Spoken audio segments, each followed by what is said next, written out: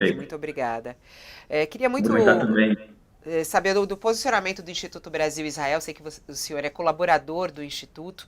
A gente falou agora há pouco também aqui o posicionamento da Confederação Israelita, né, que considerou a fala de Lula equivocada e um erro, na verdade. Queria saber como é o Instituto Brasil-Israel analisa essa fala do presidente do Brasil, dizendo que o que Israel está cometendo ali é terrorismo. Fabíola, primeiro eu queria cumprimentar José de Souza e Sakamoto aqui conosco. É, uma coisa que é importante deixar claro, Fabíola, aqui o IB é um instituto que se posiciona aí como plural. Então, eu como colaborador, eu vou manifestar algumas opiniões pessoais, né, um posicionamento que eu tenho sobre essa questão, comentando aí o posicionamento do IB, que tem mais aí um formato de editorial do que de qualquer coisa, né? Mas antes, assim, é importante a gente colocar algumas dimensões do problema aqui, porque às vezes se posicionar por uma determinada fala, um determinado evento desse conflito, ele pode parecer que estamos falando de coisas diferentes. Então, a gente tem, na minha visão, a gente tem três ou quatro camadas aqui que merecem abordagens diferentes e talvez mais tempo, né? Uma coisa é o problema da ocupação dos territórios palestinos, a formação do Estado de Israel, que tem a sua forma de abordar isso. Eu tenho um posicionamento muito claro sobre isso e a solução dos dois estados parece ser a mais viável, não só porque isso foi objeto de acordos de paz ali da década de 90, como o Sakamoto bem lembrou, isso também é fruto de resoluções da ONU, como a realidade do Estado unilateral, né, desculpa, do Estado binacional, ele tem seus problemas. E são problemas que já foram experienciados aí pela história, quem se debruça sobre a situação. Então, quando a gente tinha ali um Estado binacional de facto e não de direito, né, durante a administração do território pela Inglaterra, no mandato da Palestina, existia ali uma situação de bastante harmonia, mas também de Tá, momentos de doutor muita Daniel, violência. mas o senhor acha, por exemplo, é terrorismo que Israel está cometendo, não? É possível definir dessa maneira? Não é possível. O meu posicionamento é de que não é possível, tá? Assim, o posicionamento do IB sobre a fala do Lula é importante porque, assim, nós como brasileiros temos que celebrar a volta de 32 brasileiros que estavam em Gaza. Acho que isso é super importante. Lembrar também dos 1.400 brasileiros que foram também resgatados pelo governo federal, que estavam em Israel e na Cisjordânia, e cumprimentar o governo por esses esforços. Mas aqui para classificar os atos de Israel como terroristas, na verdade, eles não trazem o problema para a forma como tem que ser solucionado, né? Criticar o governo israelense, e não só o governo israelense, tá? Criticar principalmente a doutrina Netanyahu, ela pode ser feita de forma a não criar aquilo o termo que se usa bastante quando fala desse problema, da equivalência moral. Por quê? Porque a partir do momento que você equipara uma reação de um governo, independentemente de como essa reação se desdobrou no caso concreto, a um ato terrorista, você está, de alguma forma, legitimando o direito de reação, né? E o direito de reação, ele tem que ser consagrado como possível. Não é um ato terrorista por uma condição muito importante, embora não suficiente, tá? De que não se alveja civis propositadamente. É claro que a quantidade de mortes e o resultado de ataques que levam à morte de civis, crianças e mulheres palestinas tem que ser apurado, tem que ser investigado, tem que ser feito por um agente independente para ver se tem crime de guerra, mas é bom lembrar que essa apuração é importante, porque infelizmente o dano colateral civis é algo que é vislumbrado pelas leis de guerra, isso é super triste, não é algo que nos permite deixar de chorar pela Palestina, não é algo que nos permite denunciar os abusos do governo Netanyahu, principalmente política interna israelense. Eu sou super crítico, mas essa crítica ao governo Netanyahu, essa forma de trazer o governo israelense para a responsabilidade como um causador também dessa situação de desastre ali na faixa de Gaza, né, transformar aquele local numa prisão em céu aberto, nada disso nos permite dizer que o que acontece ali necessariamente é um crime de guerra, porque há mortes civis. Isso é contemplado pela legislação internacional, tem que ser apurado. Agora, o que Hamas faz, que é mandar foguetes indiscriminadamente contra civis, declarando-se dessa forma, e aquilo que aconteceu no dia 7 de outubro, é algo que, já de vista, pela própria forma como foi feita e a intenção já é um crime de guerra, e também é importante colocar aqui também uma ponderação que estamos tratando aqui de duas camadas ou duas esferas ou dois espaços de responsabilidade muito diferentes. O único ali que tem, de fato, uma responsabilidade por direitos humanos é Israel, o Estado israelense, e, evidentemente, ele tem que ser submetido a critérios de respeito a direitos humanos muito mais rígidos do que um grupo que é terrorista. Não tem a Daniel, menor dúvida desculpa te disso. interromper, mas Claro. desculpa mesmo te interromper. Bom dia, antes de mais nada. Obrigado por ter aceitado nosso Bom dia, convite. Sakamoto. Você tocou num ponto que eu falei assim, puxa, eu acho super interessante. É claro que eu concordo contigo, né?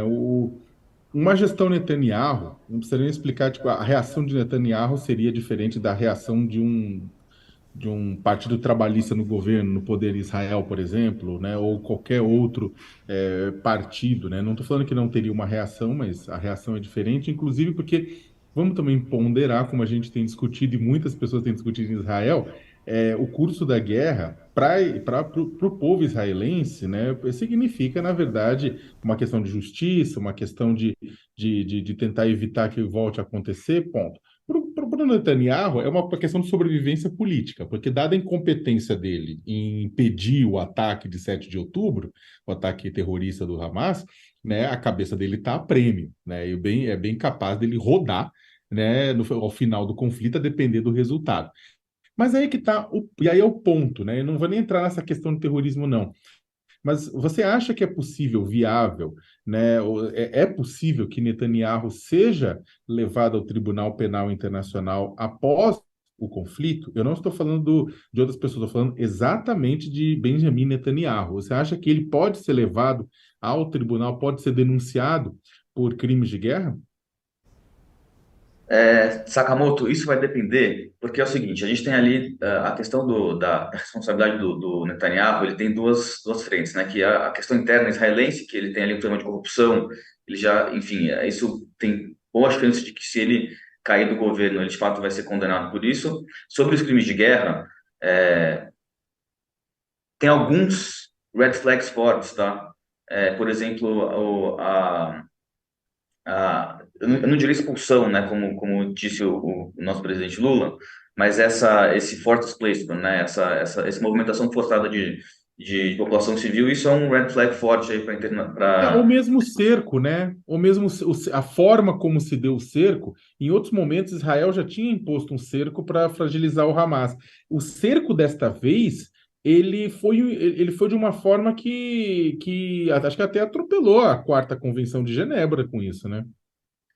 O corte de água e de Uhum. energia, sim. Mas, assim, de novo, Sakamoto, para a gente falar sobre crimes de guerra, teria que realmente se debruçar sobre os fatos como eles se deram, né? Porque também a Convenção de Genebra ela tem uma previsão legal para corte de recursos, né? De novo, é o que a gente fala. Guerra é algo triste.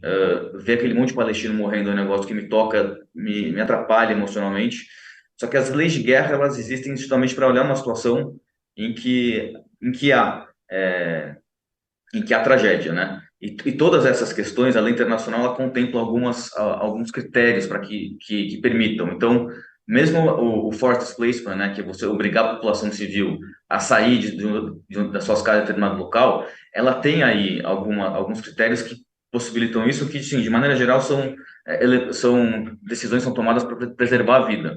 E, de alguma forma, isso pode ser interpretado. Lógico, não necessariamente. Por isso que, quando eu falo que quando você está falando de crime de guerra, né, no sentido técnico jurídico e não no sentido político, a gente precisa analisar o fato, né? Precisa analisar quais foram as decisões Agora, tomadas e como elas agora, foram tomadas, Daniel, né? Quando ocorreu o ataque terrorista do Hamas, no dia 7 de outubro, havia quase que um consenso mundial quanto ao direito de Israel a uma contraofensiva, o direito de resposta do Estado israelense. Não parecia haver dúvidas quanto a isso, havia um consenso planetário mesmo em relação a isso, com pouquíssimas exceções. Agora, depois a resposta de Israel, ela veio numa proporção que você nota que até aliados tradicionalíssimos de Israel, como o caso dos Estados Unidos, algumas autoridades americanas já estão ponderando, olha, tem morto demais, já estão falando em pausas humanitárias, já há na Europa, e você mencionou aqui que o que está havendo ali pode ser dano colateral. Não lhe parece que o estágio atual do conflito vai muito além disso? Não lhe parece que as evidências já à disposição, sem prejuízo, evidentemente, que se você vai impor sanções a alguém, no caso o Netanyahu, no futuro, evidentemente vai ter que ter uma aferição, o Tribunal Penal Internacional vai ter que ir lá ver, aconteceu, não aconteceu e tal, mas do ponto de vista prático, do ponto de vista da sociedade de Israel, não seria o caso de vocês que têm essa participação na formação da inteligência sobre esse conflito, não seria o caso já de fazer uma reflexão sobre a necessidade de olhar para isso com um contraponto, dizendo, olha, tem exagero aqui, não dá para aceitar o que está acontecendo, você não consegue ainda conceber esta evolução na percepção do conflito? Com certeza, Josias. Acho que essa minha linha de argumentação, de raciocínio, ela veio para essa forma de se abordar o problema da equiparação moral, na equivalência moral, de equiparar o ato de um governo, de um Estado, reagindo a uma violência e um ato de terrorismo, né? Diz tudo Uhum. isso para dizer que não é porque você pode e deve criticar um lado que você tem que equiparar o outro. Terrorismo e crimes de guerra estão em âmbitos de cognição muito diferentes. Isso tem que ser separado, né? Porque a equiparação ela só serve para acabar com o debate, não serve para realmente discutir. Sobre a reação política, né, de você olhar uma situação e ter reação política, eu concordo. Ver aquele monte de gente morrendo não é algo que qualquer governo tem que olhar e falar, não, faz parte, vamos ver como acaba. Eu concordo plenamente. Qual que é o grande problema, Josias? E esse é um ponto desse conflito que causa um impasse não só do ponto de vista das decisões tomadas pelo governo israelense, né, como também pelo posicionamento da comunidade judaica, que a gente tem ali uma situação de reféns, né? E de fato, em todas as outras guerras que houve em Gaza, que eu gosto de chamar da doutrina Netanyahu, depois de algum tempo, vozes fortes da comunidade judaica falavam já em cessar fogo, porque de fato, né, ver aquilo ali é horrível. Só que o problema é que o Hamas, muito espertamente, né, eles são espertos, eles não são amadores mais. Eles criaram essa situação de reféns que torna difícil essa opinião do cessar-fogo de forma tão simples, porque assim, o cessar-fogo significa continuar com pessoas no poder do Hamas. Aí a dúvida qual que é a grande dúvida, né? Que aí já começa a entrar em questão técnica. Pô, mas será que não tem alguma medida militar, operacional militar, que seja mais eficiente do que bombardear? Será que colocar ali um monte de soldado para ir se liberando civil um por um não é uma decisão melhor? Eu já vi análise de todos os lados, né? Enfim, eu não sou estrategista militar, também não sou especialista em relações internacionais, mas geralmente guerra urbana, seja por bomba, seja por incursão militar em solo, causa muita morte e acaba com a imagem do país perante a comunidade internacional. Então, a substituição do bombardeio por outras medidas militares não é uma decisão simples para dizer que ela é menos agressiva e menos vilipendiosa para a posição de Israel perante a comunidade internacional. Por outro lado, a resposta, todo mundo parar de fazer o que está fazendo, significa deixar os reféns à mercê. E, de novo, Josias, eu não trago isso como num lugar de simplicidade. Eu não acho que é simples, eu não acho que olhar o que está acontecendo e falar, Israel está certo, não tem o que pensar. Justamente o que eu trago aqui é complexidade. É complexidade diante Mas de dentro uma. dessa complexidade, eu acho que você tem razão. A existência dos reféns injetou complexidade. Não é a primeira vez que Israel está se confrontando com o Hamas, né? Mas a minha dúvida é, inclusive, se essa estratégia de bombardear, de invadir por terra, se favorece a recuperação dos reféns, né? Até agora não favoreceu. Liberaram-se ali 3 ou 4, mas a grossa maioria dos reféns continua lá, né? E o risco de que não retornem, se o bombardeio permanece, não é negligenciável, né? Perfeito, Josias. Eu já li opiniões para todos os lados, tá?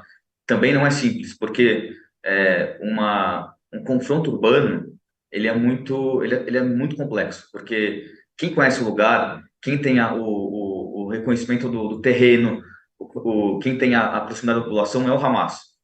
Então, colocar esse soldado ali é uma panela de pressão, vai morrer muita gente e ter refém nessas condições atrapalha a incursão militar. A ideia de bombardeio é principalmente para acabar com infraestrutura militar, né? E com menos infraestrutura militar, essa guerra, esse confronto em guerrilha, ele fica menos complexo do ponto de vista de operação militar. Mas, de novo, Josias, eu vou confessar para vocês, do ponto de vista da técnica militar, do que é melhor bombardear ou fazer uma incursão terrestre, eu sou leigo, tá? O que eu sei dizer é que guerras urbanas geram tantas baixas civis quanto bombardeios. Diversos analistas militares, inclusive eu li um artigo recentemente da CNN internacional sobre um ex-general israelense que fala sobre isso, né? Sobre o problema dos conflitos urbanos que geram muitas baixas. Isso de fato não dá para, eu não sei te responder. O que eu sei te responder é que diante dessas variáveis, a decisão de não bombardear não é necessariamente uma decisão, não necessariamente, tá? Pode ser de matar menos civis e de recuperar de forma mais eficiente os reféns. Os reféns tornaram essa. Tem dois pontos de complexidade aqui, tá, Josias? Eu vou ser bem claro. Dos reféns, que isso, em alguma maneira, une a opinião da comunidade judaica, e o elemento aí, Netanyahu, porque, assim, o que é necessidade de defesa e onde começa o interesse político dele de angariar aí setores da política israelense extremamente de extrema direita, começa onde acaba, é difícil dizer. Não dá para dizer até onde que o Bibi está fazendo isso para poder manter esse apoio e até onde a necessidade de reação. Essa resposta a gente nunca vai ter, tá? Mas fica aí fica esse elemento de complexidade também. Eu estou conversando aqui com vocês no lugar de judeu, sionista, progressista, tendo que contemplando aqui as dores de pares que estão ali sendo alvejados, que parte deles são sequestrados, tem que conversar com o governo, do qual eu discordo na sua profundidade, né? Como eu estava aqui há 4 anos atrás, brasileiro orgulhoso e absolutamente desgostado com o governo que estava ocupando a cadeira presidencial. Mas assim, é um lugar difícil porque aqui no Brasil a gente não tem a gente não tem é, esse dilema de ter que conversar e ter que criticar o governo, tendo como pano de fundo um questionamento da própria existência do Brasil. Isso aqui é um pressuposto. Quando a gente está comentando sobre política israelense, né, como judeu, como sionista, criticar o governo está num lugar de conforto para mim, mas também de desconforto porque pode dar a entender que eu estou tentando de alguma forma criticar a existência do Estado de Israel como uma realidade política concreta e o direito em abstrato de reação. O que não quer dizer que eu não posso ser crítico a como está sendo feito e também não quer dizer que eu não possa colocar essa crítica no seu lugar certo, que, na minha opinião, não é equiparar a terrorismo e sim Mas, um problema dele. uhum. Mas Daniel, Pode falar. não, que bacana você falar isso, né? Do lugar que você está agora. Eu também tenho conversado com muitas pessoas que estão nesse mesmo lugar que você, né? Um judeu que é crítico absoluto do que está sendo feito por Netanyahu, de certa maneira, uma parte dela, mas ao mesmo tempo, né, a dor, né, de ver o que está acontecendo também com o seu povo, né, e o quanto isso é difícil, e como você falou várias vezes aqui, da complexidade disso, e que a gente não pode trazer para esse fla-flu que a gente sempre traz aqui no Brasil. Muito obrigada por estar aqui hoje, por trazer a sua reflexão, trazer aqui também a sua dor, né, expor ela dessa maneira. Acho muito interessante também, para que a gente também possa refletir e compartilhar isso com quem está nos assistindo nesse momento. Muito obrigada, um bom dia, bom trabalho a você. Obrigado, Fabiola. Obrigado.